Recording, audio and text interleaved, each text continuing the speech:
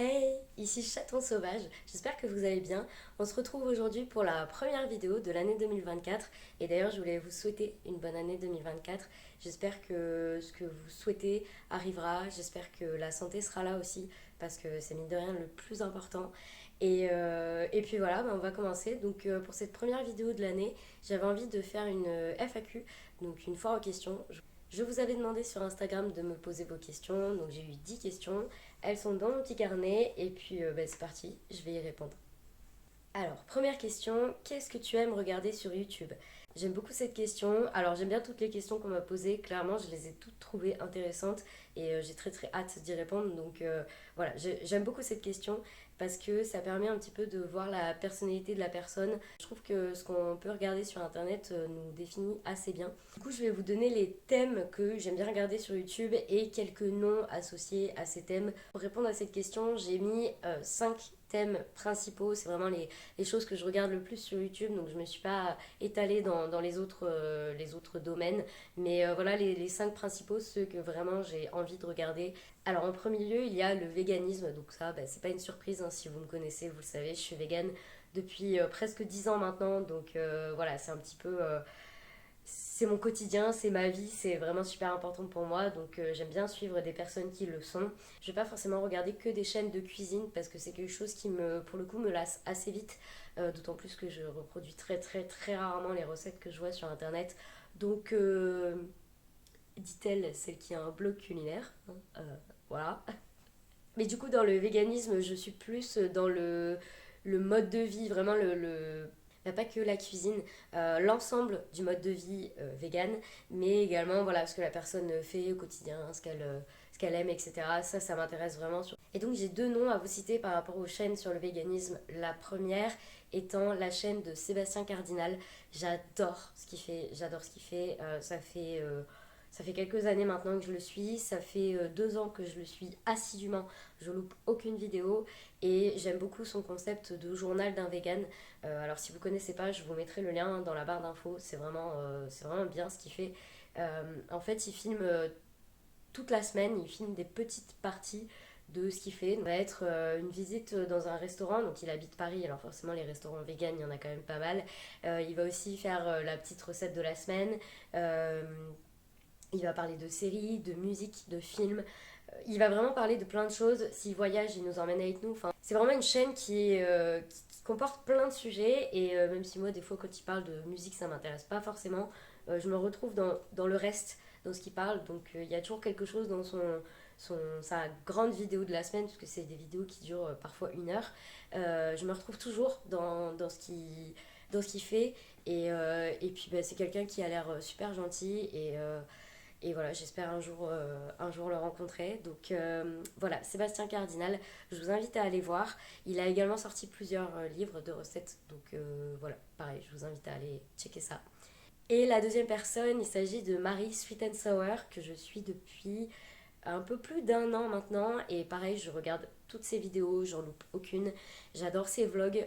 Elle fait des vlogs autour de l'alimentation végétale, du fait de vivre vegan, comment ça se passe quand on voyage, comment ça se passe quand on est à la campagne en France par exemple.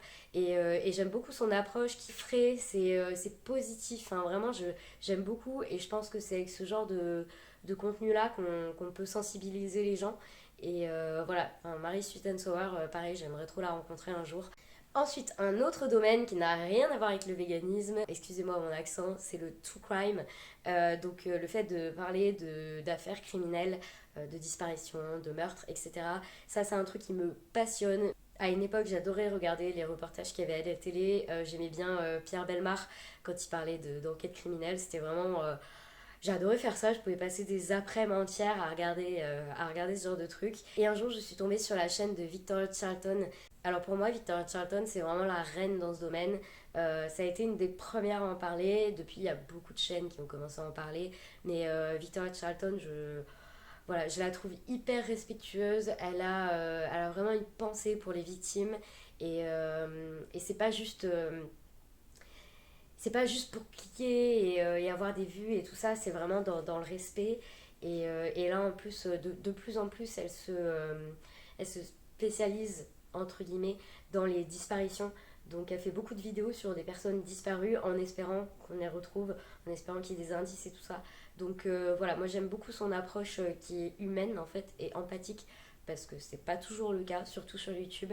Donc Victoria Charlton pour moi c'est une valeur sûre. Elle a fait énormément de vidéos, il y a énormément de contenu sur sa chaîne. Donc moi j'ai regardé toutes ses vidéos pour vous dire, tellement j'adore ça. Et jusqu'à il n'y a pas très longtemps, je suivais qu'elle dans ce domaine-là, parce que comme je le disais là juste avant, je trouve qu'il y en a qui font un peu du sensationnel. Enfin, c'est un truc que moi j'aime pas trop. Enfin, je trouve qu'on met beaucoup les tueurs en série sur un piédestal et les victimes on les oublie. Donc c'est vrai que j'ai du mal à m'attacher à d'autres personnes qui font ce type de contenu. Mais j'ai découvert un gars il n'y a pas très très longtemps donc, sur YouTube puisque c'est la question qu'est-ce que tu aimes regarder sur YouTube, on va y arriver. Mike Skies. Alors je ne connaissais pas jusqu'à il y a peu, alors qu'il a un bon nombre d'abonnés, je m'étonne de ne pas l'avoir vu avant ça. Et en fait, alors au début quand j'ai regardé la première vidéo, j'ai fait oh là là, le gars il a une façon de parler, c'est insupportable, enfin vraiment c'est insupportable. Et en fait j'ai complètement accroché et depuis je regarde dès que je fais un puzzle, de la peinture ou des choses comme ça.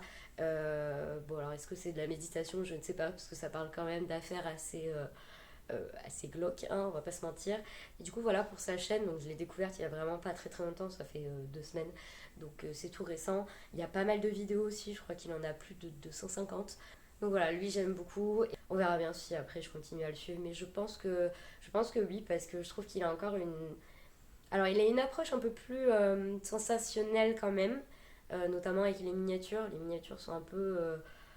Ça fait cliquer quoi. Je pense que clairement il a trouvé le bon plan de ça te donne envie de cliquer. Mais je trouve que le contenu de la vidéo en elle-même est vraiment bien amené et il a un respect pour les victimes et il fait pas du comment ça s'appelle, du victim shaming, je crois que c'est comme ça que ça s'appelle, parce que ça moi je l'ai déjà vu dans d'autres chaînes où oh, bah, la victime se baladait à 3 heures du matin toute seule, bah ouais mais c'est de sa faute. Non, comment te dire que non, quand il y a un gars qui traîne avec un couteau, c'est pas la faute de la victime, c'est la faute du gars avec le couteau, tu vois. Donc voilà, j'aime beaucoup son approche et Victoria Charlton a également cette approche-là qui est respectueuse et empathique envers les victimes et envers la famille.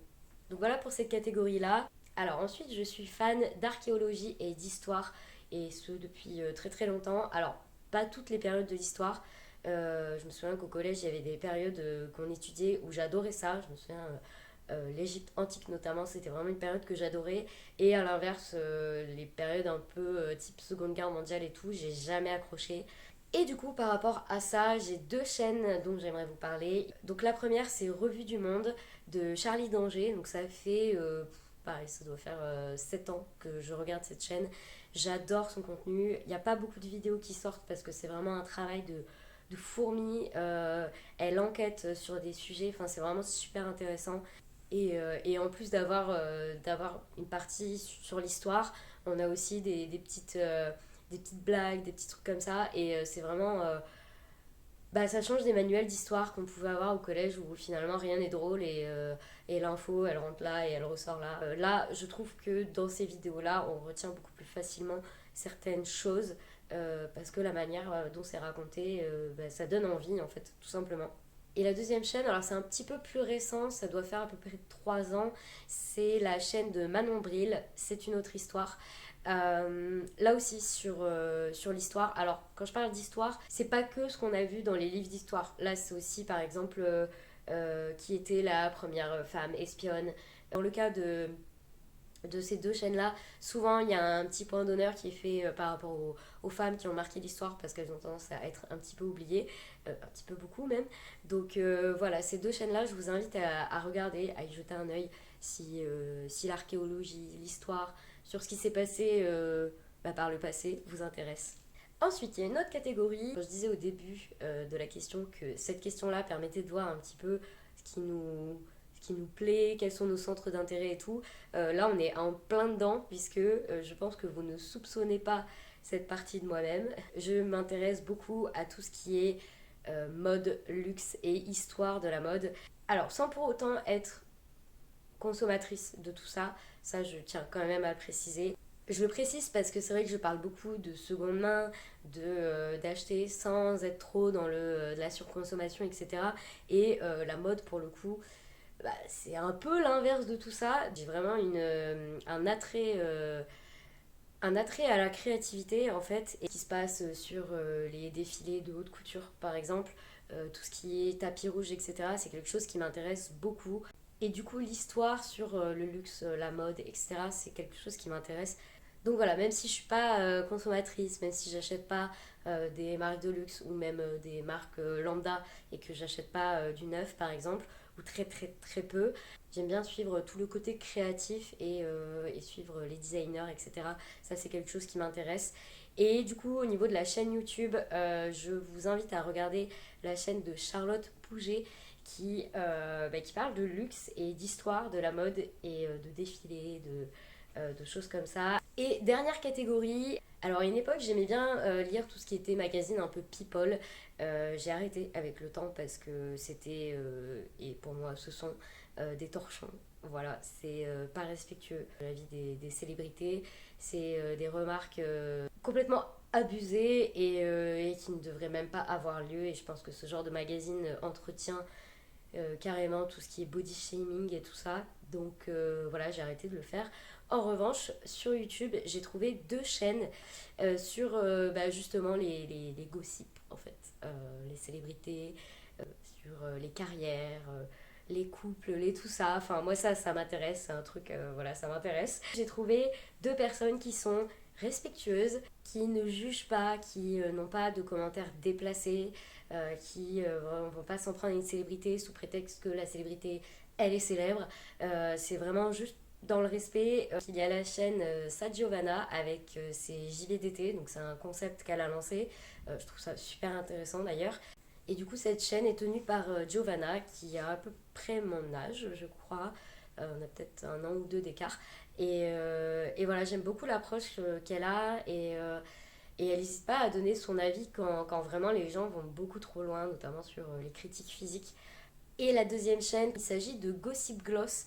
Alors par contre, j'ai oublié le prénom de celle qui tient la chaîne. Mais bon, voilà, je vous mettrai quand même le lien de sa chaîne en barre d'infos. Et là, le principe est le même, parler de célébrités, parler de leur carrière. C'est des vidéos que j'aime beaucoup regarder, et encore plus quand ça concerne des célébrités que moi j'aime bien. Et voir que c'est fait dans le respect et sans jugement, sans négativité en fait, ça fait plaisir. Voilà donc pour la première question. Alors j'ai l'impression que ça fait une demi-heure que je suis sur cette question, c'est peut-être le cas. Je pense qu'au montage il y aura pas mal de coupes. Et on va passer à la question suivante. Deuxième question. Qu'est-ce qui t'a fait prendre conscience que tu devais devenir végane? Il y a un peu plus de 10 ans, je me suis intéressée à la cause animale. C'est déjà quelque chose qui me tenait à cœur.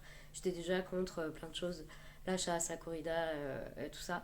Et petit à petit, en faisant des recherches, je me suis rendu compte qu'il y avait l'expérimentation animale qui existait et que ça ne concernait pas que le domaine médical. Ça concernait le domaine des produits, de cosmétiques, d'hygiène, de produits ménagers, la nourriture aussi parfois. Donc suite à ça, je suis un petit peu tombée de haut. Je me suis lancée dans tout un tas de recherches. J'aurais pu m'arrêter là, j'aurais pu me dire bon, je suis au courant de l'expérimentation animale et je ferme les yeux et je n'ouvre plus aucun truc sur la cause animale. Et j'ai continué et j'ai bien fait puisqu'en fait ça m'a ouvert les yeux sur toute l'exploitation animale qui est présente un peu partout. Et j'étais encore un peu dans le déni de c'est pas problématique de manger des animaux. Et puis petit à petit, j'ai ouvert les yeux et quand je suis devenue végétarienne, je savais que j'allais devenir végane. Je savais pas quand, je savais pas si c'était une question de mois, d'années. À la base, je voulais partir de chez mes parents pour pouvoir être végane. Et finalement, voyant que je ne partais pas, j'ai pris la décision de devenir végane. Et voilà, tout ce qui m'a amené à ça, c'est vraiment le cheminement que j'ai eu d'enquêter. En fait, c'était vraiment des sortes d'enquêtes que je faisais sur chaque domaine de l'exploitation animale. Donc, c'était donc l'expérimentation animale. Ensuite, c'était le commerce de la fourrure. Après, c'était dans les cirques, c'est problématique. En fait, ça a été petit à petit. J'ai monté un escalier et à chaque marche, c'était une nouvelle information qui arrivait. Et, euh, et, et à la fin, c'était bah, si tu veux faire de ton mieux pour les animaux, bah, deviens vegan en fait. Et du coup, c'est ce que j'ai fait. Donc voilà, dans quelques mois, ça fera 10 ans que je suis vegan. Donc voilà comment je suis arrivée au véganisme. Je réponds à la troisième question parce qu'elle est vraiment très courte et comme ça m'évite de rechanger d'endroit. Quel âge as-tu? J'ai 28 ans et très très bientôt 29. Au mois de février, j'aurai 29 ans. Voilà. Quatrième question, vis-tu avec des animaux? Alors j'aime beaucoup cette question parce que c'est pas as-tu des animaux, mais plutôt vis-tu avec des animaux. Et du coup, je trouve que ça change complètement le sens. Et, euh, et quand on est vegan et antispéciste comme moi, bah, cette question, elle fait plaisir en fait. Voilà. Donc oui, je vis avec des animaux, deux boules de poils, dont une qui dort juste ici. Peut-être qu'elle se montrera avant la fin de la question, je ne sais pas. Donc je vis avec Tounette, qui est une petite chienne. Sa maman est Pinscher nain et son papa est un chihuahua à poils longs. Pour la petite histoire, c'est la chienne de la cousine de ma femme qui a eu une portée et c'était pas prévu et du coup elle s'est retrouvée avec et ma femme a craqué en fait pour... Et du coup ma femme a craqué en voyant les chiots et notamment en voyant Tounette. Et donc elle m'a dit viens voir, il y a un chiot trop mignon. Une chiotte du coup. Et donc bah, je ne pouvais que craquer. Voilà. Donc Tounette. Alors c'est pas son prénom. Je ne donne pas les prénoms sur internet. Et à la base je voulais même pas les montrer du tout. Voilà, ça j'ai un petit peu changé d'avis, mais les prénoms je ne donne pas, donc voilà, il s'appelle juste Tounette pour vous. Et du coup elle a décidé de ne pas se montrer. Voilà. Et ensuite, il y a Chatou. Chatou vient d'une association. Il a été saisi en fait avec d'autres chatons et d'autres chats adultes quand il était tout petit. Et voilà, détenu dans des conditions insalubres. Il a eu le coryza, enfin il a des séquelles toujours. Et pour la petite anecdote, les deux ont une semaine d'écart. Voilà, ils sont nés à une semaine d'écart. Donc ils ont le même âge et donc ils auront bientôt 5 ans tous les deux. Voilà, donc je vis avec ces deux boules de poils là. Et voilà, et on peut dire que je suis leur majordome, leur maman. J'habite chez eux plutôt. Ouais, on va dire ça comme ça. Cinquième question. Que fais-tu en dehors de YouTube, professionnellement et personnellement? Alors professionnellement, je ne travaille pas, mais par le passé, j'étais dans le domaine animalier. Et du coup, du côté personnel, je fais de la danse et du théâtre. Donc c'est ma deuxième année pour ces deux activités-là. Et cette année, j'ai intégré deux cours de théâtre. L'an dernier, il y avait un cours adulte et cette année, un deuxième ouvert. Donc j'ai intégré les deux cours de théâtre cette année. Donc deux pièces à travailler avec des représentations à la fin de l'année et gala de danse également. Donc déjà avec ces activités-là, je suis pas mal occupée. Ensuite au quotidien, c'est tout ce qui est balade avec Tounette. Donc ça c'est important pour elle et je me rends compte que c'est important pour moi aussi. Et puis sinon maintenant je prends vraiment le temps de faire des activités comme des puzzles. J'aime bien la peinture à numéros. Je fais aussi ce qu'on appelle du diamond painting. Voilà, depuis quelques temps j'ai découvert ça. Donc voilà, tout ça, c'est des choses un peu minutieuses qui demandent de la concentration, mais qui aussi sont assez reposantes. Enfin, moi, je trouve ça très reposant. Donc voilà, j'en fais vraiment de plus en plus. Et sinon, bah, les vidéos, du coup, qui me prennent du temps quand même, mine de rien.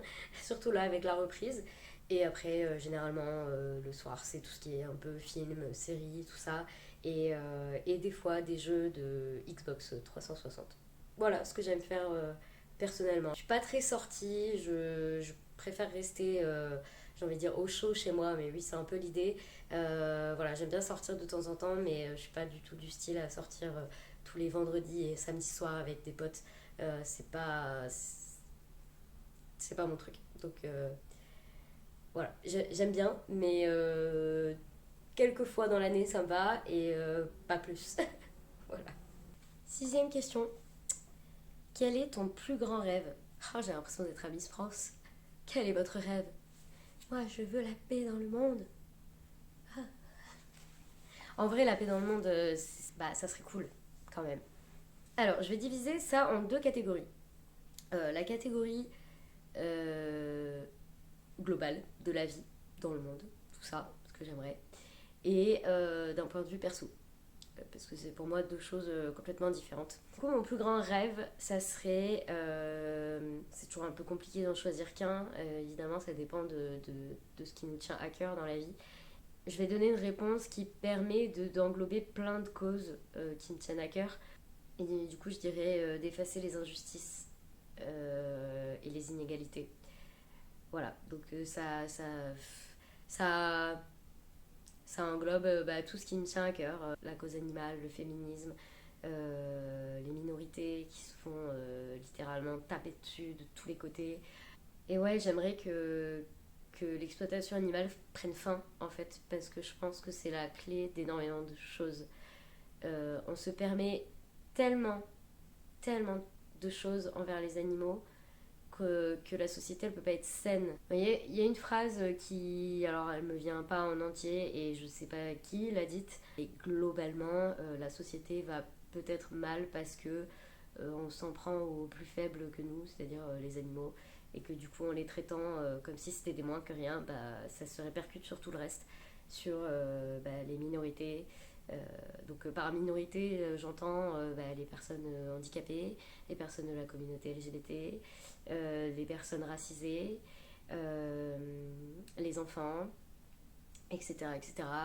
Et du coup, d'un point de vue un peu plus perso, mon plus grand rêve, ce serait d'être bien, tout simplement. D'être bien avec mes proches, de bien s'entendre, d'avoir une santé au top du top, c'est pas trop ça. D'avoir la vie que j'ai actuellement, finalement, mais sans tous les petits tracas que je peux avoir par rapport à plein de choses, voilà, par exemple la santé.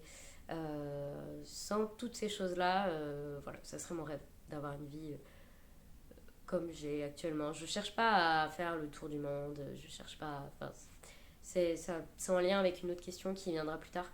Juste la vie que j'ai maintenant, sans tous les tracas qui peuvent arriver et que mes proches soient bien autant physiquement que mentalement. C'est important. Voilà. Et sinon, d'un point de vue strictement matériel, j'aimerais bien avoir le sac Padmé dont je vous ai parlé dans une précédente vidéo. C'est purement matériel et surtout c'est atteignable en soi. C'est juste que c'est tout un tas de trucs à gérer, mais c'est atteignable. Voilà. Mais du coup, ça c'est vraiment le à côté. Si ça se réalise, c'est cool. Si ça se réalise pas, c'est pas grave. Septième question.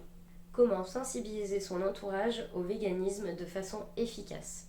Alors c'est pas évident de répondre à cette question parce que ça va vraiment dépendre de l'entourage en question. Par exemple si on a quelqu'un qui chasse dans notre famille ou qui pratique la corrida ou qui gère un parc zoologique par exemple, c'est un peu compliqué, ou même un élevage d'ailleurs. Mais pour moi je dirais que ce qui peut vraiment changer la donne et faire pencher la balance, c'est de montrer l'alimentation végétale. Parce qu'il y a quand même beaucoup de préjugés par rapport à ça. Il y a quand même un sentiment de privation, ce qui est le cas, clairement. On se prive en quelque sorte pour des raisons éthiques principalement, mais il y a tellement d'alternatives qu'on se prive de moins en moins et qu'on peut vraiment avoir une alimentation, une alimentation très variée. Et du coup, je pense que l'alimentation, ça peut aider parce que donner des chiffres, montrer des vidéos, etc., ça peut aider. Ça peut aider. Moi, je sais que c'est comme ça que j'ai changé de point de vue. Mais parce que, faut pas se leurrer, avant d'être végétarienne, je voyais pas de problème dans le fait de manger un bout d'une vache, par exemple, ou même de manger du cochon. Enfin, je voyais pas le souci. Et j'ai changé d'avis en voyant des vidéos, en voyant les chiffres et tout ça. Mais c'est pas le cas de tout le monde. On n'a pas le déclic de la même manière. Mais par contre, on a tous un palais du goût. On a tous le sens du goût. Et du coup, si on peut montrer aux gens qu'effectivement, cuisiner sans produits d'origine animale, c'est possible, ça peut amener à la réflexion. Ça peut amener à, tiens, je vais peut-être pas regarder une vidéo d'abattoir, parce que j'ai pas envie de la regarder. Mais je vais peut-être remplacer le jambon que j'ai dans mon sandwich par une alternative végétale. Parce que les alternatives sont là et qu'aujourd'hui, en 2024, j'allais dire en 2023, mais non, en 2024, en France, c'est possible de s'alimenter autrement.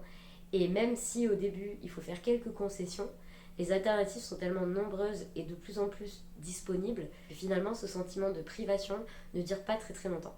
Et il y a une phrase aussi que je vois souvent passer sur les réseaux sociaux, c'est est-ce que, euh, est-ce que tout ça vaut la peine pour 5 minutes de plaisir gustatif? Est-ce que le gavage des oies ou des canards pour le foie gras vaut la peine pour quelques minutes de plaisir au moment des fêtes, par exemple? Voilà, c'est une question à se poser. Mais du coup, je pense que l'alimentation, c'est vraiment avec ça qu'on peut réussir à faire changer les gens. Parce que le véganisme est un mode de vie, ça englobe plein de choses. Mais je dirais qu'une grande partie du véganisme est consacrée à l'alimentation. Et que si les gens se disent oh là là, mais je vais plus pouvoir manger ça, ça, je fais comment? Il faut montrer les alternatives. Il faut montrer que c'est possible de faire des crêpes, des gaufres, des brioches, des tas de choses, sans lait, sans œufs, sans beurre, sans crème, sans gélatine animale. C'est possible. T'as envie de te faire un burger? C'est possible aussi. Il y a de la possibilité, donc je pense que l'alimentation, c'est super important. Et c'est ça qu'il faut montrer aux gens, que c'est possible. Et là, les gens, peut-être, s'intéresseront à une alimentation végétale. Huitième question. Aimes-tu voyager? Alors, je suis partagée entre deux trucs. J'aime bien découvrir des choses, voir des paysages, le truc un peu road trip et tout. Ça me plaît. Mais je remarque que je suis très casanière. J'ai du mal à partir de chez moi et surtout, j'adore rentrer chez moi. Ça, c'est vraiment un truc. J'aime bien profiter du moment où je suis ailleurs, mais très vite, j'ai envie de revenir chez moi. Et quand je suis chez moi, je profite à fond. Donc, je dirais pas que je suis une grande voyageuse. Je me vois pas partir 6 mois loin de chez moi. Bon, en plus, des animaux vivent avec moi, donc c'est un peu compliqué. C'est toute une organisation surtout. Mais ouais, je suis pas très voyage. Je me souviens qu'à une époque, j'avais des proches qui avaient un peu, vous savez, la carte du monde où tu coches, où tu grattes, où tu notes les endroits où tu es allé. Et en fait, moi, je me souviens qu'à ce moment-là, je me sentais pas à ma place. J'avais l'impression un peu de pas réussir ma vie parce que je faisais pas ce genre de voyage. Et c'est finalement plus tard que j'ai compris que bah, c'est pas pour tout le monde de voyager. Tout le monde n'aime pas ça. Et surtout, c'est un certain budget aussi, on va pas se mentir. Mais finalement, oui, il y a des endroits dans le monde que j'ai envie de voir. Là, j'aimerais bien, par exemple, aller au Canada, dans la région de Montréal, tout ça. J'aimerais vraiment beaucoup, surtout en période de neige. J'adorerais. Genre, un jour, Noël là-bas, ça serait incroyable. Mais bon, euh, voilà, on peut toujours rêver. Et sinon, j'ai une idée depuis très très très longtemps, mais voilà, là c'est vrai qu'avec les animaux c'est un peu moins. C'est un peu plus compliqué à envisager, mais partir plusieurs semaines en Amazonie pour voilà, découvrir la forêt amazonienne et notamment les refuges sur place qui s'occupent des animaux. Voilà, mais ça c'est quelque chose que j'aimerais bien faire un jour. Donc si ça se fait, c'est cool. Mais ouais, je suis pas dans cette optique-là de je veux voir le monde et tout. Déjà, j'aimerais bien retourner en France dans des endroits que je connais. Enfin, dans des endroits où je suis allée, notamment quand j'étais plus petite en famille, pour les voir avec mes yeux d'adulte, voir ce que ça donne. Et puis après, bah, pourquoi pas faire les pays plutôt frontaliers, plutôt d'aller très très loin. On a quand même des pays à côté qui ont l'air en tout cas fort sympathiques. Bon, moi je connais la Belgique, je suis allée en Angleterre aussi. Donc voilà, pourquoi pas ce genre de pays. Voilà, mais je cherche pas forcément à aller au Japon, à visiter New York, ce genre de choses. Si ça se fait un jour, si j'en ai l'opportunité, c'est cool. Si ça se fait pas, c'est pas, je me dis pas avec regret, oh là là, j'ai pas vu New York. Je serais pas forcément pour visiter des villes, mais plus voir des paysages euh, incroyables. Enfin, voilà, je pense au Canada avec la neige et tout. Donc voilà, et la forêt amazonienne, parce que j'adore cette forêt m'attire. Mais déjà, voir des choses en France, ça peut être cool. Mais du coup, je suis pas très voyageuse. Neuvième question. Un film ou une série favorite? Alors,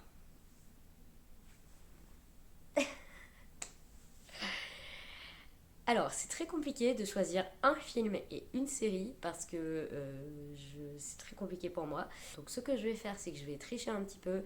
Je vais donner deux types de films et au niveau de la série, je vais vous donner mes trois favorites et voilà, vous ferez votre choix de votre côté. N'hésitez pas à répondre à cette question en commentaire, d'ailleurs ça m'intéresse, je pourrais découvrir des trucs, ça peut être sympa, ou on pourrait discuter de trucs qu'on aime en commun. Voilà. Alors pour les films, moi je suis très saga. Mes films préférés sont dans des sagas d'office. Donc voilà, je vais pas chercher plus loin. Je vais vous donner mes deux sagas préférées. Celles, quand on me dit oh, entre ça et ça, tu préfères quoi? Je ne sais pas. Je ne sais pas choisir. Donc je vais vous donner les deux. Alors la première, il s'agit sans grande surprise de Star Wars, hein, si vous me suivez, vous le savez. Et la deuxième, il s'agit du Seigneur des Anneaux. Et donc entre ces deux-là, mon cœur balance. Et je dirais que ça dépend des périodes. En période hivernale, j'aime beaucoup regarder Le Seigneur des Anneaux. D'ailleurs, je me suis refait l'intégrale il n'y a pas très longtemps. Et j'ai également regardé Le Hobbit. Voilà, c'est vraiment la période où j'aime bien regarder ces films-là. Donc en ce moment, je suis plus sur Le Seigneur des Anneaux. Mais d'autres périodes dans l'année, je suis beaucoup plus Star Wars. Donc ça dépend. Maintenant, à choisir des films préférés dans ces sagas-là, ça c'est compliqué quand même. En plus, Star Wars, il y a quand même 9 films. Qu'on soit d'accord ou pas avec les trois derniers, il y a 9 films. J'ai un coup de cœur pour la trilogie du milieu, celle qui est sortie en 98, 2002 et 2005. Et si je devais choisir un film dans ces trois-là, ça serait, je pense, La Revanche des Sith, qui me donne des frissons en fait. J'aime beaucoup ce film. Donc voilà. Et pour Le Seigneur des Anneaux, c'est compliqué d'en choisir un parce que les trois sont vraiment... on peut pas en enlever un sur les trois, même si je sais que beaucoup trouvent que le premier est lent parce qu'il met l'histoire en place, donc c'est un peu plus lent à démarrer. Mais si je dois choisir, allez, je vais dire Le Retour du Roi, le troisième. Allez, voilà, on va faire ça. Mais j'aurais pu citer tellement d'autres choses. J'adore Le Hobbit, Hunger Games, Harry Potter, évidemment, Matrix, Alien. Enfin, voilà, ça fera peut-être l'objet d'une vidéo, devoir choisir un film dans chaque saga, et là, ça va être très compliqué. Et au niveau de la série, donc je vais vous citer mes trois favorites. Alors évidemment, j'adore plein d'autres séries, mais ça fait des années que je fais ce top 3 et c'est des séries que je peux voir et revoir et ça me dérange pas. Il s'agit de Desperate Housewives, que j'ai d'ailleurs regardé en automne 2023 du coup. Pareil, c'est la série que j'aime bien regarder à cette période-là, quand on commence à mettre les plaids, des choses comme ça j'aime bien. Et je suis très contente parce que je l'avais déjà vue 3 ou 4 fois. Et là, en fait, je me suis rendu compte qu'il y avait plein de choses que j'avais oubliées. Alors, dans les intrigues principales, non, parce qu'on retient facilement ce qui se passe, mais dans toutes les petites relations, les discussions, les détails, etc., j'avais oublié plein de choses. Donc, j'ai redécouvert la série et c'était vachement chouette. Donc voilà. La deuxième, il s'agit de True Blood, que ma meilleure amie m'a fait découvrir il y a quelques années maintenant. J'avais également lu les livres et j'adore cette série. Voilà, j'adore. Je crois que je l'ai vue 3 fois et pareil, je redécouvre toujours des choses. Et moi, je suis team Eric Northman. Voilà. Et ensuite, troisième série, il s'agit de Game of Thrones. Voilà, donc j'ai vu 2 fois la série, je crois. Quoique les dernières saisons, je les ai vues qu'une fois. Je ne sais plus. Voilà, j'adore cette série. Et pareil, en période hivernale, je trouve que c'est vraiment le top. Et dans Game of Thrones aussi, mine de rien, c'est toutes les meufs badass qui sont dedans. Ou qui font pas badass au premier regard. Et qui finalement mènent leur jeu pour s'en sortir. Ou essayer de s'en sortir en tout cas. Donc voilà, dans ces 3 séries, ça tourne, c'est compliqué. Mais là, ouais, je dirais Game of Thrones. Alors, je passe à la 10e et dernière question. Quel est ton aliment préféré, celui que tu pourrais manger tous les jours sans te lasser? Alors, si j'ai des proches qui regardent cette vidéo, je pense que vous avez déjà deviné. Il s'agit de la patate, la pomme de terre, évidemment. Bon, celle-ci est très grande, j'ai pris la plus grande exprès. J'adore la pomme de terre, c'est vraiment un aliment avec lequel... on peut faire plein de trucs avec. Bon, évidemment, j'adore les frites, c'est un peu un cliché, je suis ch'ti, j'adore les frites. Mhm. Mais non, la patate, franchement, c'est le truc que je pourrais manger tous les jours sans problème, de plein de manières possibles. Il y a tellement de, ouais, de possibilités, en fait, que ça me dérangerait pas d'en manger tous les jours. Et d'ailleurs, des fois même, je me retiens, j'essaie de manger d'autres féculents pour varier un peu. Mais honnêtement, moi, je pourrais manger de la pomme de terre tous les jours sans souci. À partir du moment où c'est pas cuisiné de la même manière à chaque fois, ça me convient tout à fait. Donc voilà, team patate. Donc voilà, n'hésitez pas à me dire, vous, quel est l'aliment que vous pourriez manger tous les jours sans vous lasser. Et voilà, c'est la fin de cette vidéo. J'espère que ça vous a plu. J'espère que vous avez trouvé les questions intéressantes. C'était le cas pour moi, donc j'espère que mes réponses seront également intéressantes pour vous. Sur ce, je vous retrouve la semaine prochaine pour une nouvelle vidéo. C'était Chaton Sauvage.